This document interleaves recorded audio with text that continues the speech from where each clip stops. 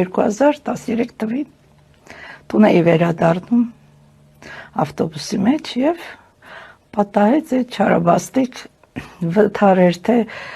արգելակեց ինքը կտրուկ որ չվթարի այդ պահը չգիտեմ ոնց եղավ ես ամենավերջում էի նստած հայտնվեցի վարորդի ոտքերի տակ այդ հասկացա որ ավտոբուսից այսինքն այնքան կտրուկ է արգելակումը եղել որ մեծ ավտոբուսներ էր այդ նոր բերված որ կա մանուշակագույն այդ ավտոբուսների մեջ էի հայտնվեցի վարորդի ոտքերի տակ ամենավերջից ինձ շպրտելա ու այդ սուր մասին ակպել ողնաշարս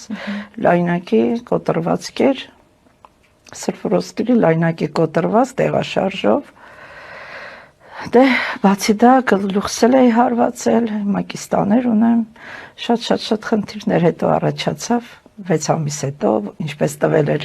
դատական բժիշկը որ սկզբից չէի հավատում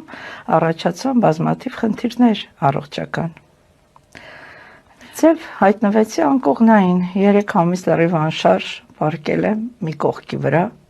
աջ կողմի վրա որից առաջացավ նաև ոնց որ կուս ծռվեց ամբողջ ողնաշարս